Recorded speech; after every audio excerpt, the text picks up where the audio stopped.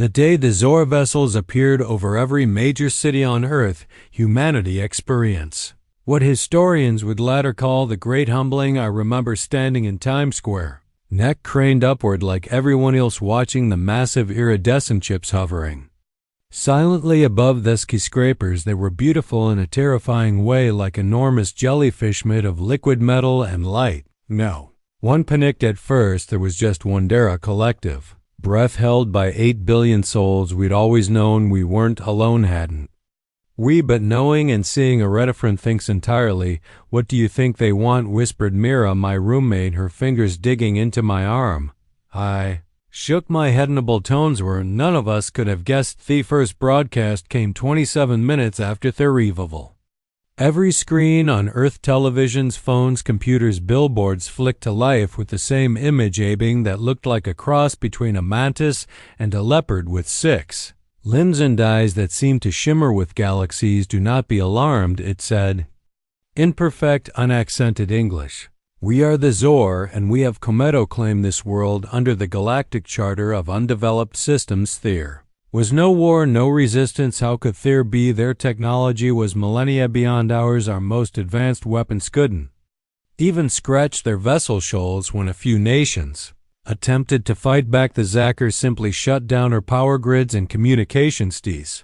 With the thought they didn't kill Union, they didn't have to. Within a week, the United Nations had surrendered.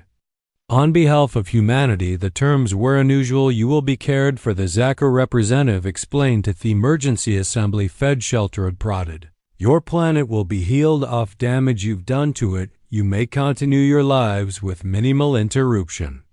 In return, you will provide us with companionship and entertainment. No one understood what they meant until the callers arrived. Igot mine 3 days later, a thin band of metallic material, lightweight and cool to the touch. It fit itself perfectly around my neck the moment I lifted it from its sleek packaging. There was no clasp, no way to remove it once it was on. Note that came with it explained in friendly, cheerful language that Fecalar was for identification, location, and wellness monitoring. As if we were cherished housepits, the changes came gradually after that. Zacker care acres began appearing in North cities, towering 9-foot figures. Wow would stop to pet human heads or scratch bent ears as if it were the most natural thing in the world. Some humans leaned into it, finding the tension comforting. Others, like me, felt their dignity crumbling with each condescending. Mira was one of the first to break. It's not so bad, she said one evening, curled up on our couch. They fixed the climate crisis in a month. No more wars, no more hunger. All we have to do is be cute for them. Cute. I spat the word out. We're not puppies, Mira. We're human beings. She shrugged, fingering her collar absently. Maybe being a pet is better than what we were before. At least pets are loved. That's when I knew we were in trouble, not from the aliens, from morsels. How quickly we were adapting to servitude, to being less than were the enrichment centers. Came next massive complexes where humans could go to play, create art, or engage in sports for the amusement of our Zoroversiers. They would watch us with their glimmering eyes, chittering among themselves. When we did something they found particularly entertaining, sometimes they would record us, and rumors spread of a popular show broadcast across their empire. The charming behaviors of Terran companions. I refused to go instead. I spent my days in the library where I worked, now mostly empty since the Zor had made work optional. They provided everything one needed after all. Why labor when you could play it? Was there among the dusty shelves of forgotten books that I found dear Eleanor Chun huddled over an ancient micropharaoh they think we're studying obsolete technology for nostalgia, she whispered when I approached. They don't understand that not all of our knowledge was digitized. Her eyes darted to my collar and back to my face. How much do you hate it? She asked it bluntly. Being a pet, I didn't fez it enough to do something about it if there was anything to be donish. Smiled, then a fierce tight expression. There's always something to be done, Alexa ways. She slid a piece of paper across the table. On it was an address and a time. If you're serious, come tonight and bring your phone. Don't tell Onion I should have been scared. He should have reported her. That's what our caretakers would have expected of a good pet. Instead, I felt something I hadn't felt since the ships appeared. Hope that night. I slipped out after Mira had fallen asleep. The address led me to an abandoned subway station sealed off years ago according to official records, but the service entrance was unlocked, and as I descended the crumbling stairs, I heard voices echoing from below. I found 30 people gathered in Fedham light of the platform, different age, races, backgrounds, but all with the same defiant look in their eyes. Dr. Chun stood in a crate, her small frame somehow wimpacing in the cavernous space. "Welcome to the first meeting of the Human Dignity Project," she announced at us. I joined the circle. "We're here because we refuse to be pets. We're here because we believe humanity deserves more." A man near me scoffed. "What can we possibly do against them? There are centuries beyond us." Dr. Chun smiller and sharper than before. "That's exactly what they want. Used to think, but they've made one critical mistake. They see us as cute, harmless creatures and have given us access to their technology because they don't consider us capable of understanding it." She held up what looked like a Zortablet. "I've been studying their language and systems for months, and I've discovered something interesting about these callers." The room went silent. 30 hands involuntary rising to 30 necks. "They're not just tracking devices," continued the neural interface designed to collect data on human behavior and thought patterns, but any interface works both ways if you know how to reverse the signal. My heart pounded as I began to understand what she was suggesting. "It will take time," Dr. Chen warned, "months, maybe years of careful work, but I believe we can use their own technology against them. We can show them that we're not pets to be coddled and controlled. We're human beings, and we will never accept a leash no matter how comfortable they make it." As I looked around at the determined faces in that underground chamber, I knew we were taking the first step towards something monumental. The Zacher had come expecting to find simple creatures to cherish and amuse them in. Instead, they would discover the one thing they never counted on, that the same adaptability that made us such charming pets would ultimately be the key to our liberation. The collar felt heavy around my neck as I left the meeting that night, but my steps were lighter than they had been in months. They thought they were our masters, but they had never bothered to study Earth's history to learn what happens when humans are backed into a corner. They would learn soon enough. Human Dignity Project grew quickly but carefully in the weeks that followed. We met in different abandoned places each time: old warehouses, forgotten bomb shelters, decommissioned factories, moving constantly to avoid detection. Dr. Chen insisted on strict security protocols: no digital communications, no patterns to our gatherings, no discussing our activities with anyone outside the group. The Zik may think we simple, but they're not stupid. She warned us during her third meeting, if they notice unusual behavior, they'll investigate. By the second month, our numbers had swelled to over 100. Each new member was vetted carefully, brought in only by someone who could vouch for their commitment. We came from all walks of life: scientists, teachers, mechanics, artists, united by our refusal to accept humanity's new role in the cosmic hierarchy. Job at the library proved unexpectedly valuable. The Zor saw libraries as quaint, obsolete stations hardly worth monitoring. This made them perfect for exchanging information and storing physical notice that couldn't be tracked electronically. They don't understand why we want to touch actual books when they've given us access to their vast digital archives, I explained to Raj, a former software engineer who joined our hour, because it's one of their blind spots. They have a lot of those, he replied, showing me the Zacher tablet he'd been working on. They've built their system assuming no species would be able to comprehend them without centuries of advancement, but they underestimate human ingenuity and desperation. Dr. Chan had assigned Raj to reverse engineer the telecommunication protocols.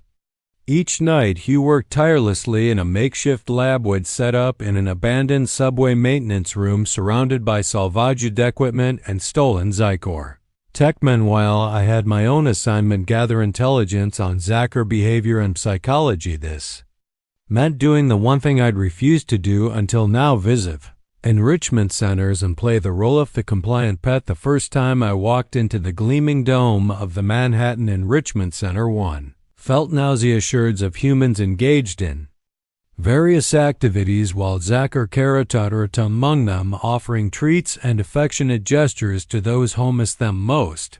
I forced myself Tosmal as a tall Zakir approached me, its mantis-like head tilting in curiosity. New companion, it asked, its voice a melodic hum that seemed to bippus my ears and vibrate directly in me mind. What brings you here, Heredity? I swallowed my pride and adoptive, eager tone I'd heard from others. I thought it was time to explore what you've created for us. It's impressive. The alien's eyes shimmered with fleas. Wonderful. What would you like to try first? Art, music, physical recreation? I'm interested in learning, I said. Carefully about your people, your world, if that's allowed. This was a calculated risk.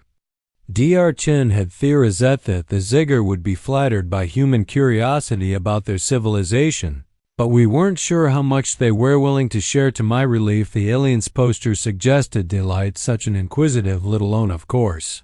We have an entire knowledge section. Few of your kind visit it, but we're always pleased when you show interest. In your benefactors led me to a quiet corner off the complex where special Zettermans displayed carefully curated information about Zora history, biology, and culture. As I settled in, my guide patted me head, a gesture that once would have made me recoil, but now I accepted with a practice. Edsmal, enjoy your exploration, little friend. I'll check on you later. Once alone, I began absorbing everything I could. The information was simplified, as if designed for children, but still valuable. I learned that the Zior evolved on a world with 3 moons and high gravity. Their society was hierarchical with complex social castes. Most importantly, I discovered Fathi had uplifted 17 other species for us, all of which now serve different functions in their vast empire. The terminals logged everything I viewed, so I was careful to act like an ordinary curious pet, asking basic questions, showing appropriate wonder at their achievements. But beneath this performance, I was analyzing, looking for weakness and since anything we could use. After 4 hours, I left with a datapad full of approved information and a mind full of observations the Zora never intended me to make that night. I shared my findings with Dr. Chun and the core team in our undergroundy diet there. Not malicious, I explained. They genuinely believe they're improving our lives. It's a form of benevolent subjugation. They think we're happier as pampered companions than we're as independent beings struggling with our own problems. That's almost worse than if they were cruel, muttered Sophia, a former anthropologist. At least cruelty can provoke resistance. Even condescending kindness is harder to fight against. Dr. Chun nodded gravely. This confirms what I suspected. Zakir see themselves as benevolent curators of less evolved species. They didn't expect resistance because in their mind, why would we resist? A better life did. You find anything we can use? Raj asked, looking up from the Kalar mechanism he was dissecting. I hesitated, then Mabe. I noticed something about their biology. Their primary sensory input comes from those compound eyes. They rely heavily on vision, especially in the ultraviolet spectrum, but their auditory system seems less developed. They hear us, but they don't process sound the way we do. That could be important. Dr. Chen must keep going back, build trust, see what else you can learn over the next few weeks. I became irregular at the Enrichment Center, carefully crafting the persona of an eager, grateful human who enjoyed learning. About my benefactors, the Zykor assigned to Tech Knowledge section, who called itself Tilak, seemed particularly taken with me, often bringing me special data, crystals with additional information suitable for an advancing companion. I used this growing trust to push for more details, always careful to frame my questions in terms of admiration and curiosity, rather than skepticism. Bit by bit, I built a more complete picture of our Opry source and began to see the cracks in their seemingly perfect system. Meanwhile, Raj made a breakthrough with thick colors. They're not just neural interfaces, he announced. One night ice bloodshed from days without proper sleep. They're a two-way network. Every collar is connected to every other CER, with Thezakir mainframe as the central hub.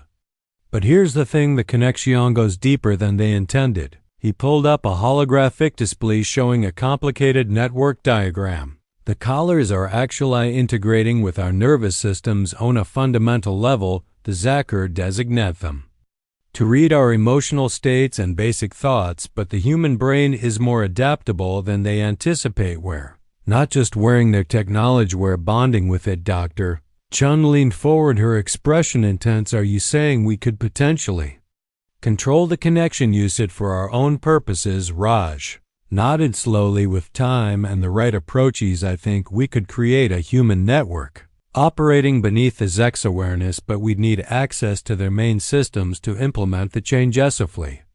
That's where I come in, I said, feeling a surge of purpose. I've been working on something with Tilak, a special project studying human learning patterns. If approved, it would give Mesopurvist access to one of their auxiliary data centers. The room felt silent. As the implications sank in, this was no longer theoretical resistance. We were moving toward actual action, dangerous, potentially catastrophic action. Well, Dr. Chun finally broke the silence. We need to put it to a vote. Varian needs to understand. Therisk, she looked around the room, her gaze settling on each face. If we proceed, there's no going back. The Zor might seem benevolent now, but if they discover our true intentions, we don't know how they'll respond. One by one, hands raised in the dim light of our underground haven. Some trembled, some were resolute, but all 73 members present that night voted to move forward. As I left the meeting, I felt the weight of our collective decision pressing down on me. Role was crucial. I would need to maintain my facade of docile curiosity while gathering the access we needed. One slip, one moment of revealed defiance, and of everything would unravel. The next morning I stood before the gleaming entrance of the Enrichment Center, composing my features into an expression of eager anticipation. Around me humans came and went, most of them genuinely content with their new lives as cherished pets of an advanced Divisionia.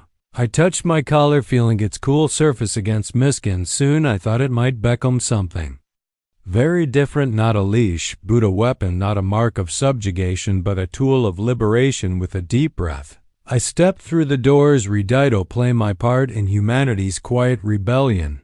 My special project with Tilak was approved with surprising ease. Thesiker, in their confidence, saw no risk in allowing a favored pet access to other systems under supervision. If anything, they seemed pleased by my apparent desire to understand them, but Terthes is quite unprecedented. Tilak hummed as we entered the auxiliary data center for the first time. The room was a marvel of alien engineering, crystalline structure espoused with light and holograph sinners hovered in fear. None of your species has shown such scholarly dedication before. I kept my expression humble and struck. I'm honored by the opportunity. There's so much we can learn from you. Indeed, your species has such potential if proper liquid till. Zach's limbs made a complex gesture that I'd come to recognize as their equivalent of fond amusement.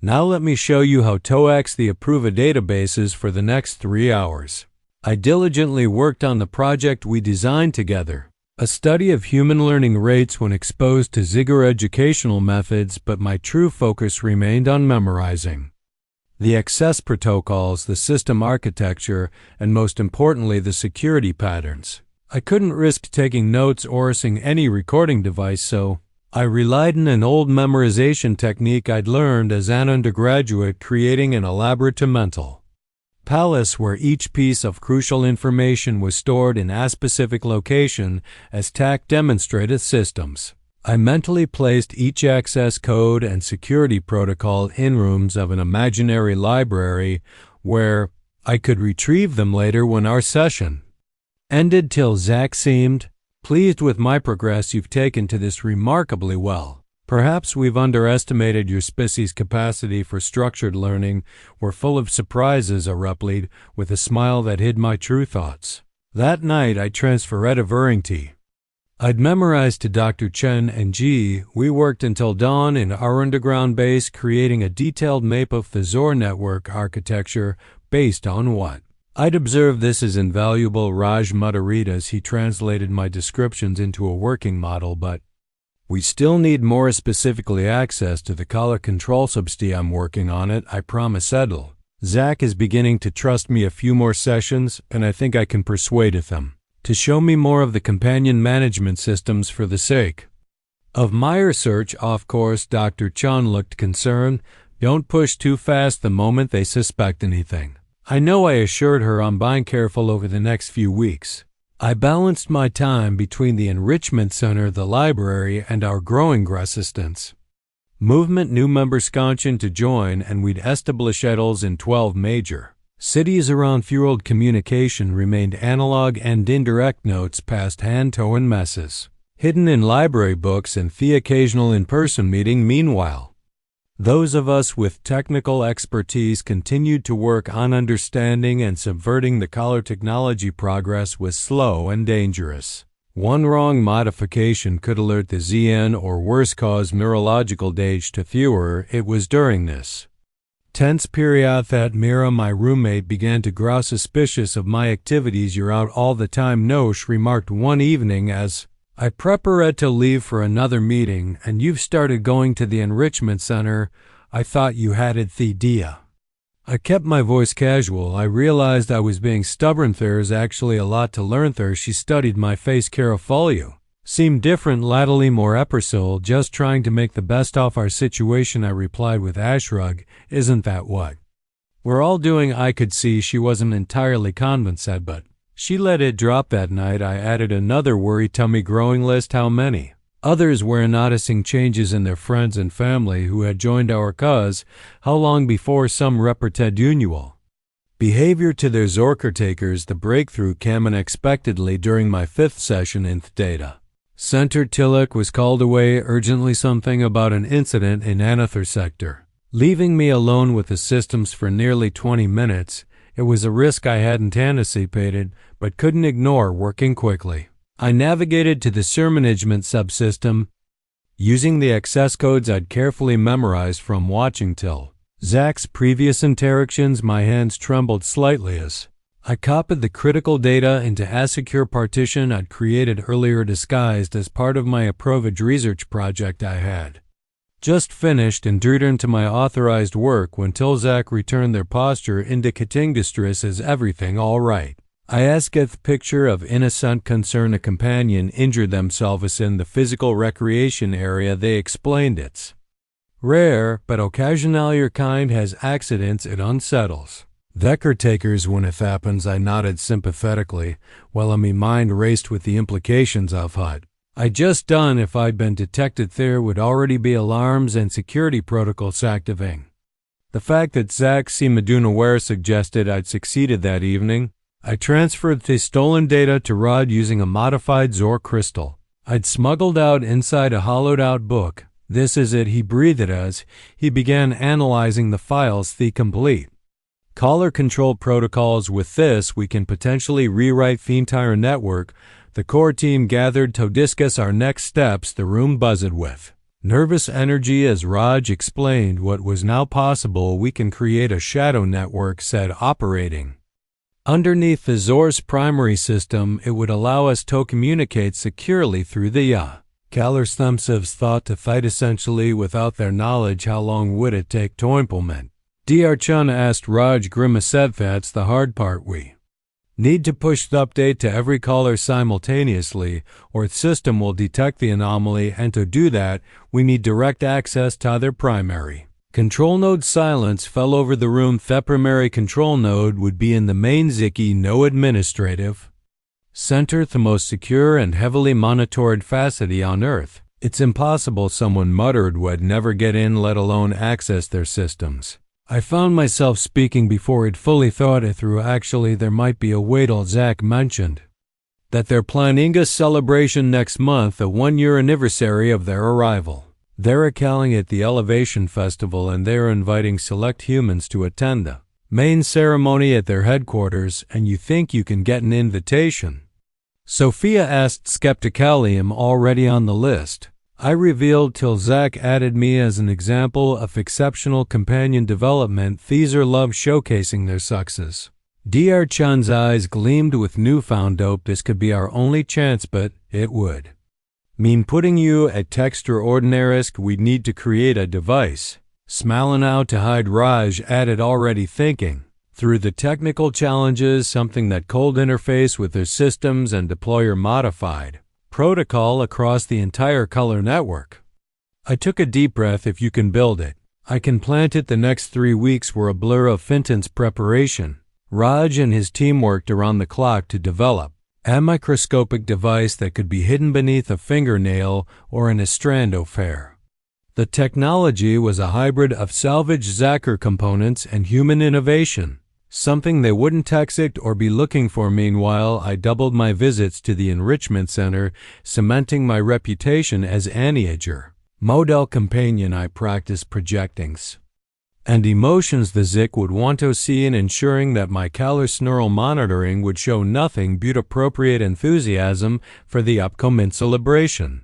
The Elevation Festival was more elaborate than I had imagined as we stepped into the transformed United Nations building. I was struck by how thoroughly the Zigger had remade it in their image. Crystalline structure spiraled upward, catching light in hypnotic patterns. Alien flora bloomed in carefully arranged gardens, their unearthly colors shifting in ways that seemed to defy physics. Hundreds of Zigger moved gracefully through the space, their mantis-like forms adorned with ceremonial regalia that glittered with embedded lights among them.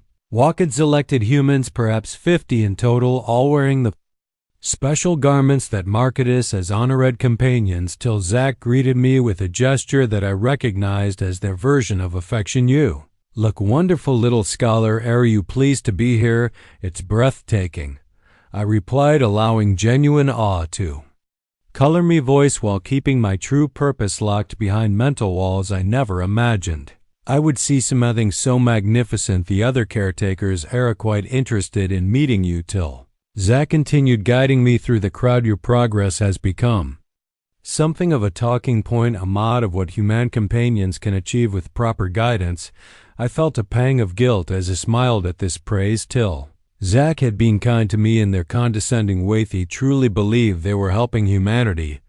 Here I was planning to undermine their entire system, but then I caught sight of a human man being led on an actual leash by a Zacher caretaker, and my resolve hardened. Kindness within the context of subjugation, hostile subjugation. For the next hour I was introduced to various high-ranking Zacher, each of whom examined me with that same mixture of affection and evaluation one might use when admiring a particularly clever pet. I played my role perfectly, attentive, grateful, just intelligent enough to be interesting, but not so much as to make them uncomfortable. All the while I was scanning for any mention of the main control center. My opportunity came when a Zor administrator began discussing the technical aspects of the celebration. The synchronization of all companion callers for the festival took considerable calibration.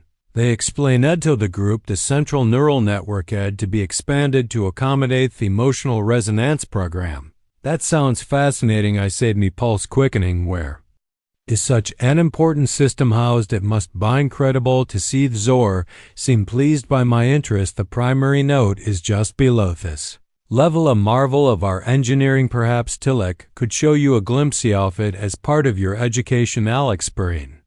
Till Zach's eyes shimmered with what I'd come to recognize as pride. I didn't see why not a brief visit would be permissible, especially for one who has on sick aptitude. It was happening faster than he'd anticipated. I sensed a silent prayer of thanks to whatever fortune was smiling on our cause, and followed to Zach toward a restricted access point as we descended via a gravity lift. Explain the basics of their control system. The neural network monitors and enhances the well-being of all companions across your world. It's how we've been able to reduce human suffering so dramatically. Emotional distress, physical pain, even bad dreams can be soothed through the interface. The irony wasn't lost on me. They'd created a system capable of manipulating human consciousness on a global scale and genuinely believed it was for our benefit. The control center itself was surprisingly compact, a circular room dominated by a pulsing crystalline structure that seemed to be both organic and technolic. Around it, several Zacher technicians monitored floating holographic displays. "This is the heart of our care system," Tack said reverently. "From here we can sense the collective well-being of all human companions and make adjustments as needed." I gazed at the structure in genuine amazement, noting the access terminals positioned around its perimeter. Each one would likely provide a connection point for the device hidden at the base of Miss Skull. It's remarkable. I whispered, then hesitated before adding, may I approach it just to see it up close, till Zack considered this for a moment, then nodded briefly. The field is harmless to companions. It might even feel pleasant to you. Hard hammering in my chest. I walked slowly toward the nearest terminal. The technicians paid little attention to me, just another curious pet being shown the wonders of their master's technology. As I reached the console, it pretended to stumble slightly, catching myself against the smooth surface. In that moment, I pressed the back of my neck against the interface, feeling a slight tingling sensation as Raj Vivaci acted. 3 seconds, that's all it took. I straightened up, smiling apologically at tech. Sorry. I got a little dizzy for a moment. It's rather overwhelming. Quite understandable. The neural field can be intense for Yorka until Zack guided me away from the terminal. I think we've seen enough for now. The ceremony will be starting soon. As we return to the main hall, I fought to keep my expression neutral while my mind raced. Had it worked? Waste program deploying across the network. There was no way to know until the scheduled activation time. Exactly when the Elevation Festival reached its peak, the ceremony began with a speech from the Zykor overseer, their equivalent of a planetary governor. Their melodic voice filled the vast chamber as they spoke of the progress made in uplifting humanity, the improvements to our planet's ecosystem, and their vision for our future as cherished companions in their galactic family. I stood among their honored humans, my face a mask of appreciation, while I counted down the minutes around me. The specially selected compans gazed up at the overseer with genuine adoration. They had fully embraced their role in this new world order. Then, at precisely the moment when the overseer raised their limbs in a gesture of benediction, I felt it, a subtle shift in the sensation from my collar, a momentary tingle that spread across my skin, across the room. I saw a few humans stouch their necks in confusion, but Thesicor noticed nothing. It was happening. The shadow network was activating suddenly. A new kind of awareness bloomed in my mind. Faint but unmistakable, I could sense the other members of our resistance, their consciousness touching mine through the subverted collar system. No words, just a sense of presence, of connection that Thesic had never intended. I nearly gasped aloud, but managed to convert it into an expression of wonder that the aliens would interpret as a reaction to their ceremony. Behind my facade of compliance, I reached out with my thoughts, feeling the network expanding exponentially as more and more humans were brought into shadow connection. The sensation was overwhelming. Hundreds, then thousands, then millions of minds becoming aware of one another in a way that transcended normal human communication. Not telepathy exactly, but a form of shared consciousness that the Zik had inadvertently made possible. As the ceremony reached its conclusion, I caught sight of one of the technicians from the control room entering, hurriedly approaching the overseer with urgent gestures. Something had been detected. Perhaps not our shadow network itself, but some anomaly in the system. I maintained my placid expression even as alarm bell rang in my mind. When needed time for the network to fully establish itself, for humans around the world to understand what was happening and how to use this new connection. The overseer paused, listening to the technician's report, then made a dismissive stir. Whatever concern had been raised, had decided it wasn't significant to interrupt their celebration. A lucky break for us. Or perhaps they simply couldn't conceive of their pets doing anything truly disruptive. The days following the Elevation Festival were the most precarious of our rebellion. On the surface, nothing had changed. Humans still wore their collars, still attended the enrichment centers, still played the role of contented compans. But beneath this facade, a revolution was brewing. Insolence through the shadow network. Millions of minds were gradually awakening to their new connection. The experience was different for everyone. Some described it as a faint humming at the edges of their consciousness. Others as a sense of presence that grew stronger when they focused on it. But for all, it represented a mything Nazor had never intended, a way for humanity To communicate and organize. Without their knowledge, Dr. Chun and our core team worked tirelessly to develop protocols for using the network effectively. We couldn't risk open rebellion, not yet. Instead, we focused on subtle acts of resistance and gathering intelligence about Zakr vulnerabilities. The key is to move slowly, Dr. Chen explained during 104 underground meetings. If too many humans suddenly change their behavior, Zakr will know something's wrong. We need to be patient. Patience, however, was becoming increasingly difficult to maintain as more humans joined our shadow consciousness. The network itself seemed to be evolving, becoming more sophisticated as millions of mints contributed to its development. What had begun as a vague sense of connection was transforming into a more structured form of communication, emotional at first, then increasingly capable of conveying complex thoughts. My role became even more dangerous. Day I continued my charade as Tilzak's model companion, gathering what information I could while maintaining Mycover. By night, I helped coordinate our growing resistance through the Shadow Network, reaching out to newly connected mins and helping them understand what was happening. The strain of this double life was taking its toll. I found myself thumping at small sounds, constantly checking over my shoulder. Marera had grown more suspicious of my behavior, asking pointed questions about where he went and what I was doing. I hated lying to her, but involving her would only put her at risk. 3 weeks after the activation of our shadow network, we had our first crisis. I was at the enrichment center, engaged in my usual research pretense, when an alert spread through the facility. Security protocols activated and Zakr caretakers began gathering humans into central areas throughout the shadow network. I sensed a surge of panic from companions. Acrosthesity, what's happening? I asked to Zach, forcing my voice to remain calm. A minor security concern, they replied, but their posture betrayed tension. Some companions have been behaving unusually. We're just taking precautions. My blood ran cold. Had they discovered our network? I reached out through the shadow connection, trying to locate the source of the problem. What I found was troubling. In another city, a group of resistance members had grown impatient and attempted to use the network to coordinate a small act of defiance. Their unusual synchronization had triggered Zakr monitoring systems throughout the day. I watched ashore security performed scans on random companions, checking their color for anomalifera. Our connection, I urged everyone to remain calm to maintain their facadesno. Matter what, one slip could unravel everything we'd worked for. By evening, Zikno seemed satisfied that whatever anomaly they detected wasn't significant.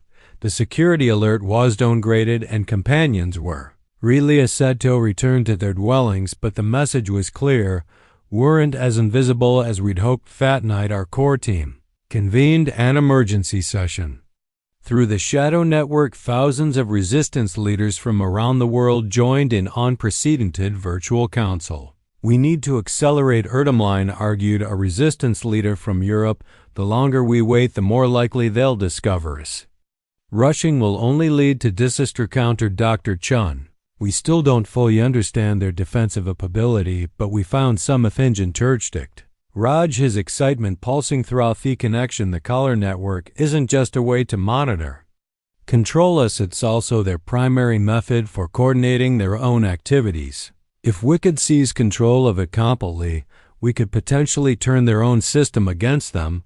I finished with implications dawning on me. A plan began to take shape, bolder and more dangerous than anything we'd consider at variants of simply hiding beneath their network. We would attempt to take it over entirely, using the collective power of billions of human minds to overwhelm Fezigor control systems. The key, Rage explained, would be a phenomenon we discovered in the Shadow Network. When humans focus their attention simultaneously as the neural interface of callers amplified the signal exponentially. If we could coordinate a global synchronized effort, a single ment, when all of humanity directed their thoughts toward gaining control, we might be able to seize the system. It would have to be perfectly timed, Raj cautioned, and we'd only get a chance. If we fail, they'll shut down the entire network and we'll lose everything. The risk was enormous, but so is the potential reward. After hours Off debate, a consensus emerged we would spend 1 month preparing strengthening shadow network and ensuring every connected human understood their role in the coming uprising. The following weeks were a flurry of covert activity through our hidden connection. We shared knowledge, coordinated strategy, and prepared for the moment when we would make our move. Humans who had special knowledge of Zor systems, those working in enrichment centers or administrative officials shared vital intelligence that helped us refine our plan. Meanwhile, I continued my dangerous game with Tech, who had been assigned to investigate the anomalies that had triggered the security alert. The irony was painful. The very person hunting for signs of resistance was unwittingly sharing crucial information with one of its leaders. We've detected unusual neural patterns in some companions, till Zach confided during one of our sessions. Nothing dangerous, but puzzling. It's as if they're communicating in ways we can't understand. Perhaps we're adapting to Thekalar technology in unexpected ways, as suggested innocently. Humans are remarkably adaptable. After all, Tillich considered this perhaps its own of the qualities that made your species so suitable as companions. Your ability to adjust to new circumstances quite remarkable. If only they knew how remarkably as our planned uprising approached. Tension built throughout the shadow network. Billions of minds were now connected, waiting for the signal. We had chosen the date carefully, exactly 1 year and 3 months after the Zyger arrival. During a global celebration they had planned to commemorate their successful integration of humanity. The night before our planned action, I sat alone in my room, my mind reaching out through the shadow network to touch the consciousness of countless others preparing for tomorrow. There was fear, yes, but also hastily determination that transcended individual. For the first time since Thelians arrived, humanity was truly unity. Didn't propose. I thought about till Zach would see my actions as the ultimate betrayal in their way. They had cared for me, taught me, believed they were helping me, but they, like all the Zyker, had never understood the fundamental truth. A gilded cage is still a cage, and no species with a spirit like humanity's would accept permanent subjugation, no matter how comfortable. As dawn broke on the day of reckoning, I dressed carefully in the companion garments I'd been given for the celebration today. These symbols of Orpe's status will become the disguise under which we'll launch our revolution through the shadow network. I could feel humanity holding its breath, waiting for the moment when we would all focus our minds on a single purpose: freedom. Whether we would succeed or fail utterly remained to be seen, but one thing was certain: after today the Zor would never see us as simple pets again. With a deep breath, I stepped outside to join the celebrations, my mind already reaching out to connect with the billions of others preparing to make history. The countdown had begun. The day of the global celebration dawned bright and clear, as if nature itself approved of our plans across the world. Zor had arranged elaborate festivities to mark what they called the companion integration, in every city featured parades like light shows and special events designed to showcase the harmony they had brought to Earth. I joined the crowds gathering in the plaza outside the transformed building, now the Zor Central Administration Hub. Massive holographic displays filled the sky, showing similar celebrations taking place across the globe through the shadow network. I could feel the focus anticipation of billions of minds waiting. Reedy connected. Telek found me among the throng, their limbs making that characteristic gesture of pleased recognition. There you are, my little Skolicum. You've been given a special place for the ceremony.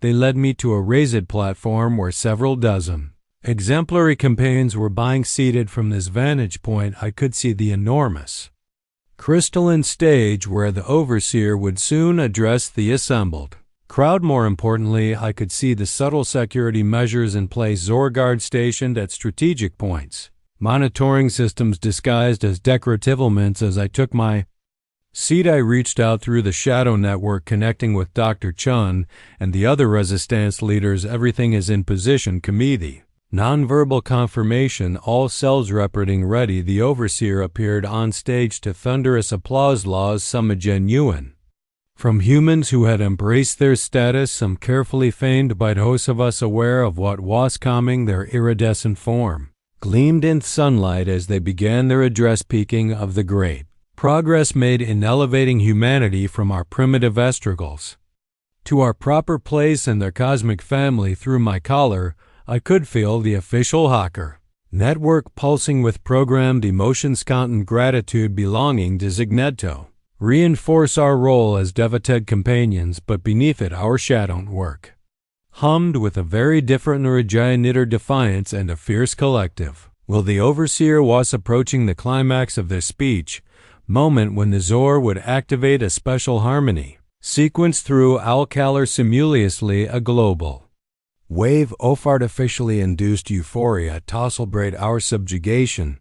It was also the exact moment we had chosen to strike. Prepare. I projected through the shadow network on my signal. The overseer raised all 6 limbs in a grand gesturing. Now, dear companions, we share with you the greatest gift, the joy of perfect unity with your benefactors, now across the world billions of human minds. Faki said simultaneously on a single purposizing control of the collar network.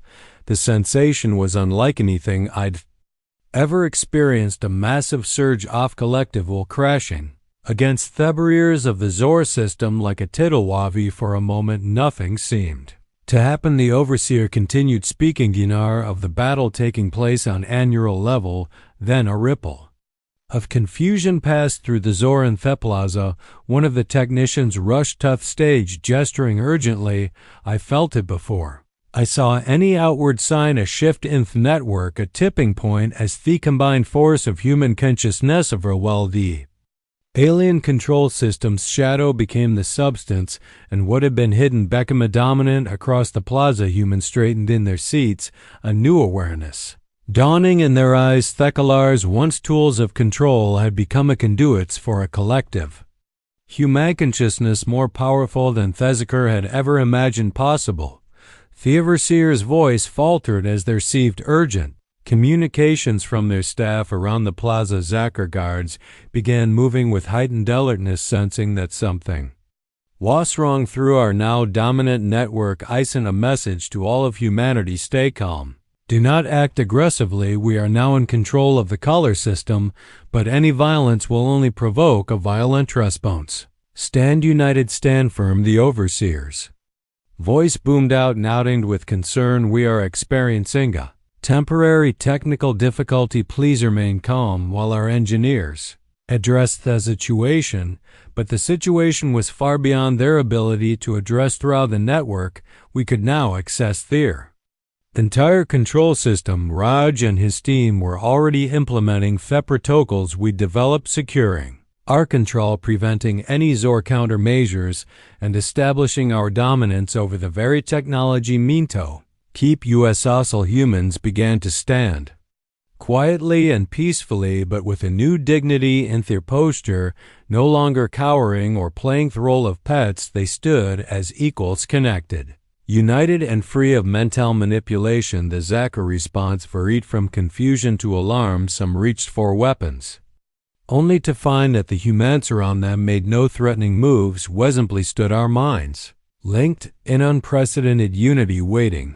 I rose from my seat on the platform, catching Telek's eye. Their compound eyes reflected confusion, then dawning realization. What have you done? They asked, their voice barely audible over the growing murmur of the crowd. What you never thought we could do, I replied calmly. We've taken back our dignity through the network. I could sense similar scenes playing out across the globe. Humans standing in silent, powerful unity, while their former masters struggled to comprehend what was happening. In some places, nervous Zakner guards attempted to hurl humans back into compliance, only to find their command signal not with violence or chaos, but with a quiet, implacable refusal. The overseer was now surrounded by frantic advisors. Through our access to their communications, we could hardly hear panicked reports. The companion control network has been completely averted. We can't re-establish contact to any of the colors. The human are communicating Zemo, all of them everywhere.